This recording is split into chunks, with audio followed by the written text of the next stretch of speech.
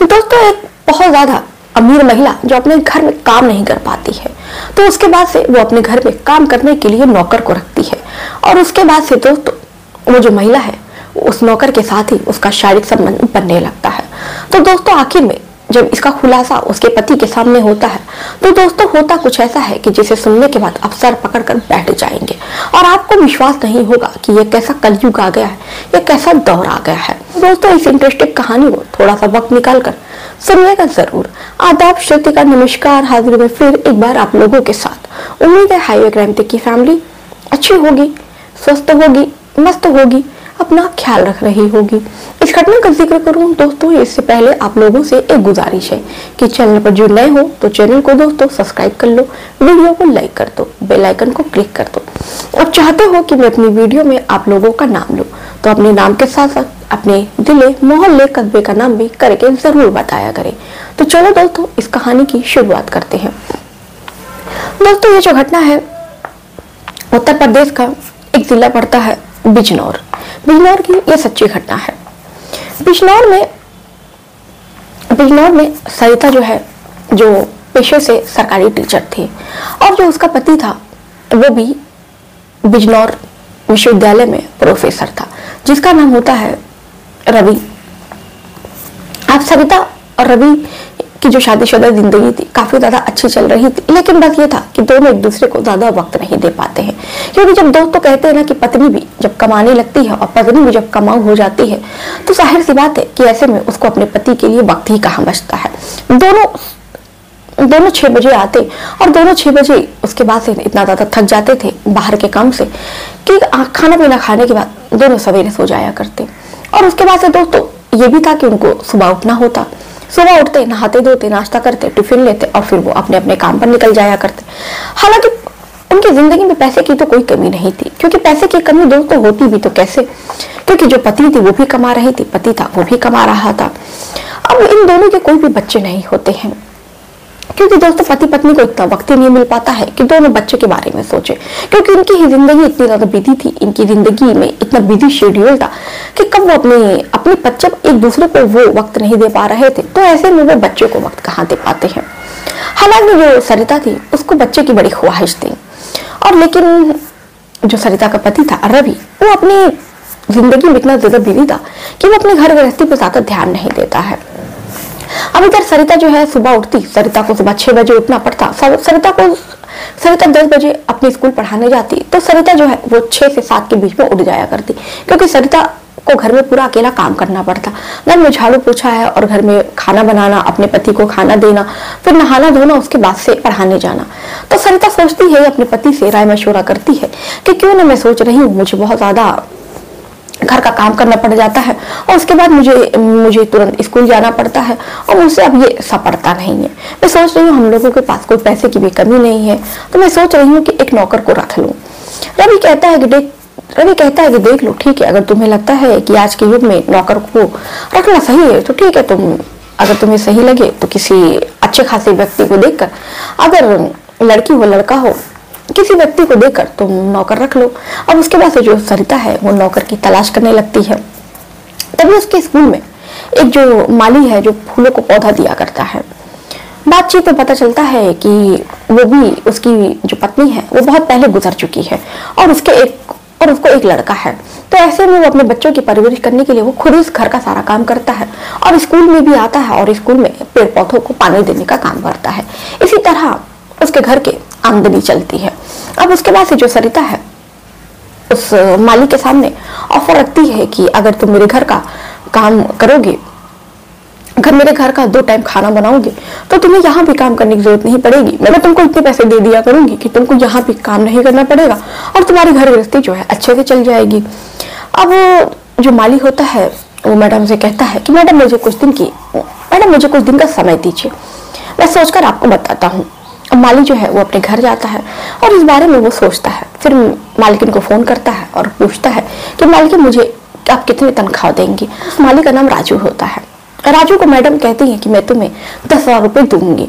और जो माली था उसको स्कूल में पेड़ पौधे में पानी लगाने के लिए उसको 5,000 रुपये ही मिलते थे। अब ऐसे में राजू सोचता है कि ये अच्छा है, उसको डबल पैसे मिल रहे हैं, 2 वक्त का खाना ही तो बनाना है। अब राजू इसके लिए तैयार हो जाता है और वो हामी भर देता है। अब उसके बाद से राजू जो है हर रोज सुबह उठकर अपनी मालकिन के घर जाता और वहां पर पहले तो राजू स्नान करता, क्योंकि जो सरिता थी वो जातक की पंडित थी। अब जानते हैं जो पंडित होते हैं कितनी ज्यादा छुआछूत में विश्वास करते हैं। उनके घरों में बिना कोई नहाए हुए प्रवेश नहीं करता है।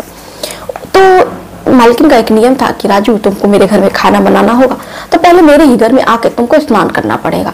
और उसके बाद से राजू रोजाना की तरह आता, पहले स्नान करता, उसके बाद से वो स्नान करने के बाद वो किचन में जाता मैडम के लिए और उनके पति के लिए खाना बनाता।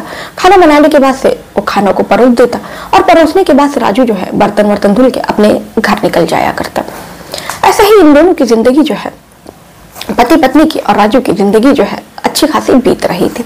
लेकिन कहते हैं ना कभी कभी दोस्तों, अपने अच्छे खासे घर को बर्बाद करने में कहीं ना कहीं हमारा ही हाथ होता है। ऐसा ही कोई सरिता भी करती है। अब सरिता जो है जब भी वो उठती तो सरिता जो है राजू को जब भी नहाता हुआ देखती, जो राजू को उसमें नहाने के लिए कोई अलग से बाथरूम नहीं दिया हुआ था, एक टंकी लगी थी जिसके नीचे राजू आकर नहा लिया करता। अब राजू जब भी नहाता वो अपनी पूरी बनियान उतार देता, उसके जिस्म पर केवल एक अंडरवियर हुआ करती, अंडरवियर में ही वो स्नान किया करता।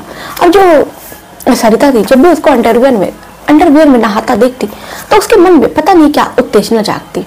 अब तभी से सरिता का जो ध्यान है वो राजू की ओर बढ़ने लगा।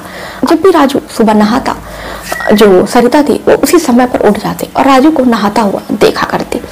और उसके बाद से दोस्तों ये जो सिलसिला है ऐसा ही यही नहीं रुकता है। अब वो धीरे धीरे राजू से नजदीकियां बढ़ाती है, उससे हंसी मजाक किया करती है। कभी कभी वो राजू के साथ किचन में जाकर उसका हाथ भी बटाया करती। जो राजू था वो भी मैडम मालकिन से हंसी मजाक कर लिया करता। लेकिन ये जो हंसी मजाक है दोस्तों एक दिन बहुत ज्यादा गंदा रूप ले लेता है। अब जो मालकिन थी वो अपने ही नौकर से गंदे मजाक करने लगती है। अब इधर राजू भी पीछे हटने वालों में से क्यों था, क्योंकि इसकी जो पत्नी थी कई वर्ष पहले ही गुजर चुकी थी। अब दोस्तों होता कुछ ऐसा है कि ये जो गंदा मजाक है राजू को भी समझ में आ गया था कि जो उसकी पत्नी है वो क्या चाहती है। और उसके बाद से दोस्तों होता कुछ ऐसा है कि देखते देखते दोनों के बीच में शारीरिक संबंध बनने लगा था। अब उसके बाद से ये जो मालकिन थी वो जब उसका पति चला जाया करता तब अपने पति के पीठ पीछे वो नौकर के साथ शारीरिक संबंध बनाया करती। दोस्तों ये जो कहते हैं बुरे खेल का अंजाम होता है वो बुरा ही होता है। एक दिन दोनों शारीरिक संबंध बना रहे थे तो जो रवि होता है वो आ जाता है और अचानक इन दोनों को रंगे हाथों पकड़ लेता है। और दोस्तों उसके बाद से दोस्तों होता कुछ ऐसा है कि आपको जानने के बाद काफी ज्यादा आश्चर्य होगा। जब इन दोनों को शारीरिक संबंध बनाते हुए देखता है तो देखकर वो काफी ज्यादा उसको अच्छा लगता है और वो मजा लेता है। वो अपनी पत्नी से कुछ भी कहता नहीं है, ना ही उसका विरोध करता है। और उसके बाद से दोस्तों वो जो उसका पति है वो अपनी ही पत्नी है और उस नौकर की ब्लू फिल्म भी बनाता है। और उसके बाद से वो जो ब्लू फिल्म है वो अपने दोस्तों को दिखाता है और वो इंटरनेट पर अपलोड भी करता है। एक दिन वो अपने पति का फोन चला रही थी और उसके फोन में जब उसकी नंगी वीडियो उसके सामने आती है तो उसके पैरों तले जमीन खिसक जाती है कि उसका पति आखिर में ये कैसे कर सकता है। और उसके पति को जब ये मालूम था तो उसका पति जो है विरोध क्यों नहीं किया।